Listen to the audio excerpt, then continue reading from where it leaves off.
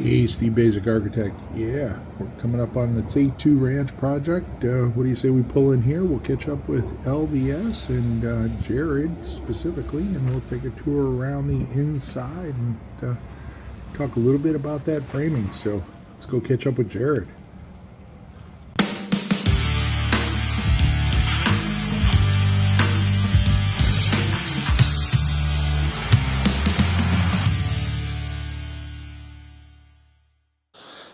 All right. Hey, welcome back. Steve Basic Architect.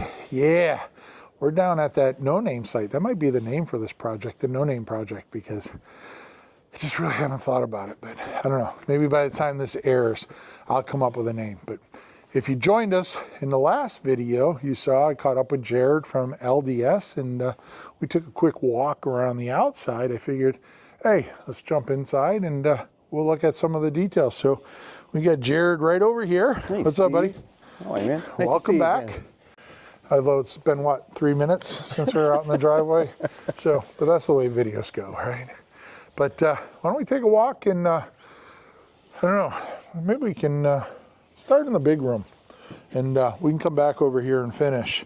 So I say the big room because immediately as you walk in here, notice that the plate height goes from the 9-foot to the 10-foot plate height. So this is, you know, open plan living, pretty typical.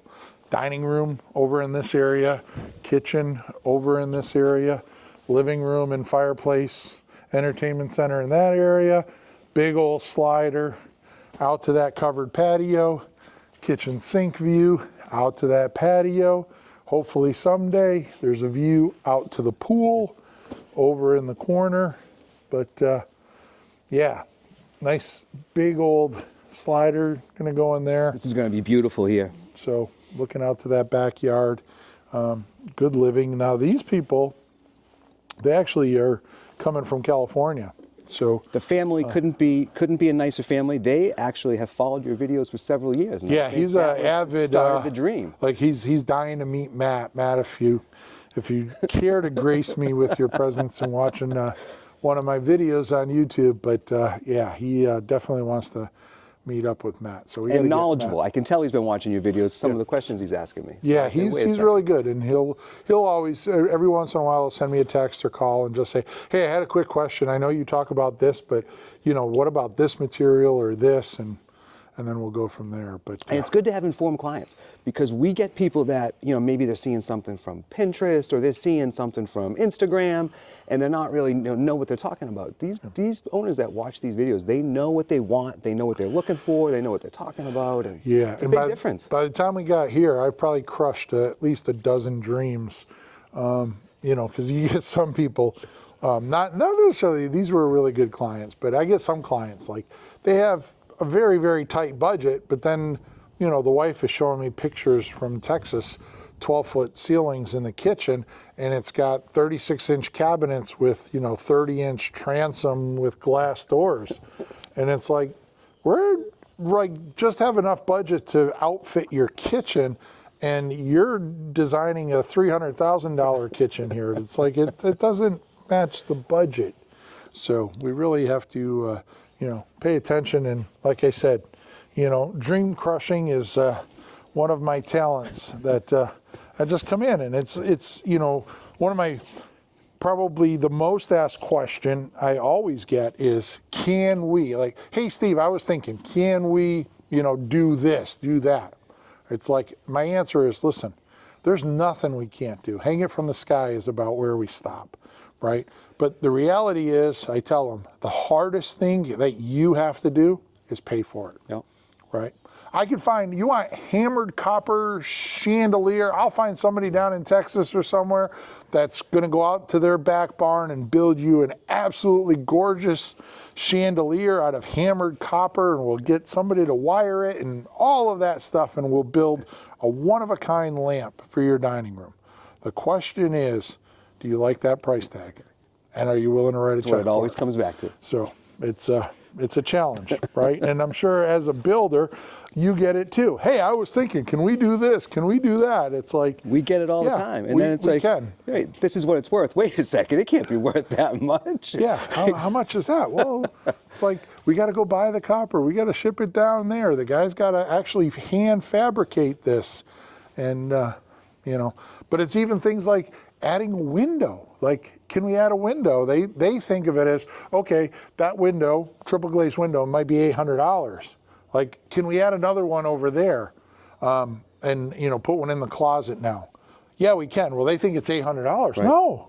It's $800 plus all the trim on the outside. That trim gets painted a different color Right. than your siding. The inside has to get all trimmed out, and it's either getting stained or painted. And so that $800 window is not an $800 change order. It's a $1,500 change order by the time you're done with everything. That's exactly right. And when we send, change orders over, or however you might do them, if you're cost plus, it's just kind of like a change in scope, or it is. You have to go through all that. Like, listen, it's not just the window. It's the framing. It's the material. It's the painting, just like you had said. And next thing you know, that 800 is, 3,000-4,000. Yeah, and there's a lot of things that I think homeowners don't understand. Well, I won't say they don't understand, because a lot of smart homeowners, they understand it. They don't want to understand it, right? So you take a homeowner that says, you know what, can I buy my kitchen cabinets? Yeah, you can. But I'm still going to charge you, to receive them, and my profit, my overhead, and, homeowners go off on the builder saying, well, why? I'm buying the cabinets. Okay. Are you going to be here to take delivery? Right. Are you going to warranty them? Are you going to do the inspection on every one of the cabinets? Are you going to take care of getting rid of all that cardboard? Are you going to physically carry them in from the truck over there into the kitchen and have them ready for my installer? If you say yes to all of that, then yeah, I won't pay you, or you don't need to pay me for any of that. But if it's a no to any of those, then I have to get paid. And we get that quite a bit. So we do a lot of ours on cost plus. Yeah. And we'll get the same thing. Well, we picked out the cabinets and we set it all up. Why should there be a percentage on the cabinets? And it's exactly that. What happens when something goes wrong with the cabinets? Yeah. Who are you going to call? Who's on the phone for 2 hours with the cabinet company trying to argue in your favor to get a new door sent out? Right. Or, whatever the case is, or getting rid of, 3 truckloads of pickup truckloads of cardboard that these things come in. Yeah. Right? Who pays to get rid of that? Nobody, you can't put it out on the street and have the town just take it away. Goes a lot further than just kind of picking them out and picking the color, Yeah. So here you can see we left the great room, and I know we got derailed a little, but that's okay. It's great when I get the chance to walk with the builder, because you get to hear both of our perspectives and, talk about the client and our relationship and just what is happening there. But the floor plan, we left that great room. We're moving into the kids' wing. The master bedroom's on the other side of the house by Desire. And you can see we have a couple series of red lines here. So this is basically a hallway that on the front side is an office. We have a nice large door there, an office for them.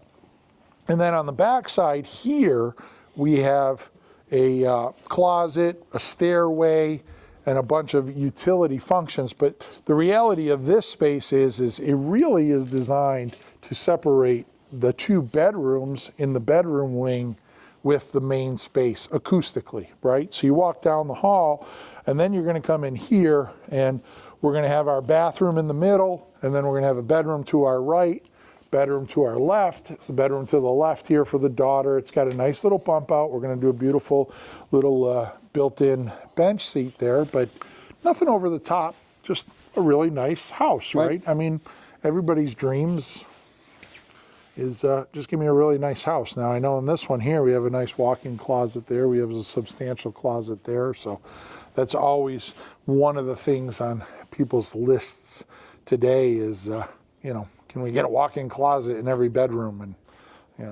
yeah, we can, right? You want to pay for it. It's always. The layout was down. well thought out. I know the owner's been watching videos for a while of you guys and Yeah. taking bits and pieces. And I know you guys work together for a long time with them, just laying out, what's perfect for them and their family. The thing that I really liked about the homeowner on this one is when people ask me, what's a successful project or what's your favorite project? For me, it's the ones with a good homeowner. And so then obviously the follow-up question is, okay, so what makes a good homeowner? The first thing is we've been doing this for a long time, myself personally over 30 years, literally have designed thousands of homes. I mean, in the Southwest, I did all the work for a production home builder, and I have probably 7,000 homes across New Mexico, Southern Colorado, and West Texas. And I learned a lot from the owner there, Jerry, who was a builder for, 45 years. And so Jerry had all kinds of rules, but he taught me a lot of stuff in my younger days. But the reality is you get a client, they come to you, and it's like, okay, here's a guy with 30 years experience. And then I still have some clients that want to argue with me that they're right. And I'm not saying I'm right all the time, but I have some experience, and it's like, okay, I wouldn't do that for these reasons. If you want to do it, we'll do it. Yep. But these guys were very, very good listeners. And, for me, that goes an awful long way for clients, that if they take the time to listen and, have those conversations, it typically works out really, really well. And that's who we caught here. We really did. We got lucky with the client. The homeowner's fantastic, and it makes our job a lot easier. Yeah. Yeah, no, definitely. Especially when they take the time to listen. Right. I've actually literally had some clients that would ask me a question, and before I could even start answering it, they answer it for me. And it's like, well, what are you asking me for? And it's like, sometimes they would do that, and I would just be brutal and be like, seems like you got it all figured out. Right. Then we don't need to discuss it.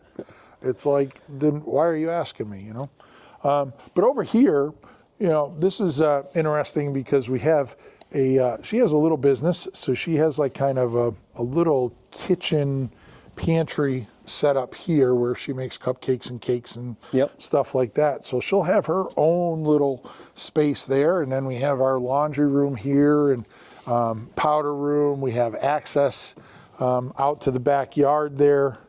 And then coming here, we obviously have access to the 3-car garage. We have our stairs down to the basement that inside the garage that'll come out of the garage also, that take you directly down there. But yeah, nice. And this is a nice feature. We did this on both the two homes that we built with you. The garage access I really like. Yeah, it just, again, when you talk about, you have a 3,000 square foot basement, and for those of you that follow my videos, I like to talk about the difference between a dirty basement and a clean basement. Clean basement being spaces that you want to live in, hang out, family room, fitness room, and that. Dirty basement is storage, utility. It's where we put the water heater, the ductwork, all of that. This goes right down into the dirty basement.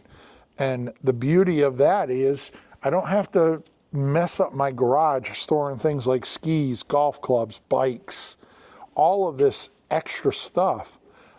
We can have that stairway literally go down, and all of that stuff can be a little storage warehouse down there. And then you can seasonally bring some stuff up. You could have a corner and say, okay, in that corner in the summer, we'll put my golf clubs and the bikes. Yep. In the wintertime, those go down in the basement, the sleds come up.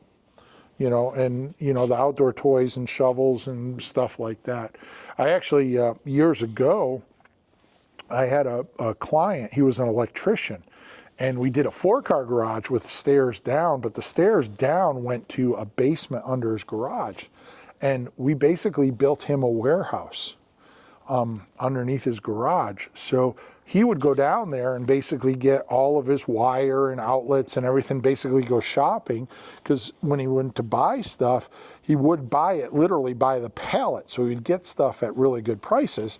And he was kind of a shrewd character, right? You buy a roll of wire at shrewd prices for, I don't know, whatever it was, $50 a roll or something. Yep. But then he sells it at the retail market price at, price, right? you know, $85 a roll. So it's like just carrying it up the stairs, he made $80, you know, carrying those 2 rolls of wire. And because he had the place to put it. But he had the place to put it. But he would be able to like go out in a sweatshirt in really cold weather, load up his truck, heat up his truck, and then get in it, open the door, and drive out in his van. And it was fully stocked with all his stuff. And he gets to write that off as a business expense because it's a warehouse for his business. I just spoke to the owner that we did this in Needham a few years ago, and he told me the same thing. I'm using the staircase all the time. I'm in and out with all my stuff, and I think he ended up putting a bulkhead on his, but you know, in this house we don't have that bulkhead set up. We have this, we have the egress windows, and it's all he needs. Yeah, yeah, yeah. I don't have a bulkhead at my house. It's not a requirement, but so. You come in here, we have the door. We have a very long mud room here that we actually have what we call the cat room. So it's a place, you know, we have cats in our house, and it's a pain. Yet it's like it's nice to have a place for the litter box, and they come walking out, they leave litter for the first, you know, 3 feet. So having a room designated for them, it's a good thing. And then pretty much everything over here is all dedicated to the owner's suite. So we have a lot of nice things. They have a nice oversized closet here that she wanted. We have a beautiful large bedroom here with some corner windows where we get to look out at the pool, look out at the backyard there. And then that large oversized window there is going to have a beautiful garden tub in front of it. And then we're going to have some vanities there where that window splits the sinks. Yeah, so it's shaping up to be a really nice space. And easy access. This was something that they wanted, right? Easy access to the first floor, Yep. a place where they're going to be able to spend their entire life. They're not going to worry about it. Yep. And like you had said, build the house to how you want to use it. Yeah. The cat room, the cookie room. This is set up for their family. Yeah, yeah. If you and I moved in here, I would immediately change that to something else and whatever. But I would have a room about this size for 8 Great Danes. I watched Great Dane room. I watched a YouTube video the other night. This guy owned 14 wolfhounds. They're about the size of Great Danes. They're a little lighter. I own Great Danes, and yeah, I have goose, and man, if I could have 10 gooses, I would be in heaven. I keep telling my wife, she's like, oh, we should move out of Massachusetts. I said, listen, if we move, I'm moving out into somewhere, and we will have a barn, and I'll have like 8 Great Danes running. So anyways, I love them. Great dogs. But yeah, this is great. We next time we come down here, I'm sure we'll have roof trusses on here, and we'll be ready to roll. Yeah, this won't take long. We're going to have trusses will be in probably in the next week or so. We'll get it sheathed, and it's going to do the standing seam roof, which will take us a few weeks to get going. Yep. Then after that, we'll have the mechanics in. We'll start to do our HVAC and our plumbing, and we're already in the process of getting those systems, you know, designed and tightened up and figured out. So this should really go on the fast track. Looking forward to seeing it pop up.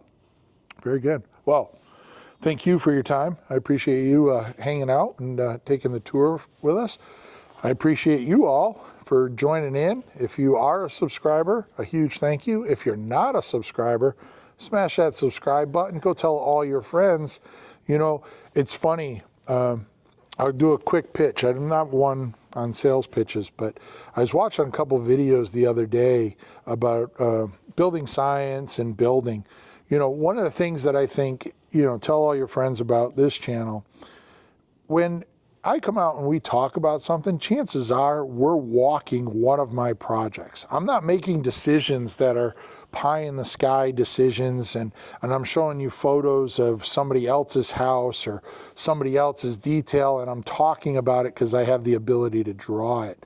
What you see on this channel is these are real world decisions that are being made right now, and as you can see, it's being built right now. So thank you for joining in. Go tell all your friends this is the place to hang out if you want to talk about building, and especially building the right way. So thank you for that.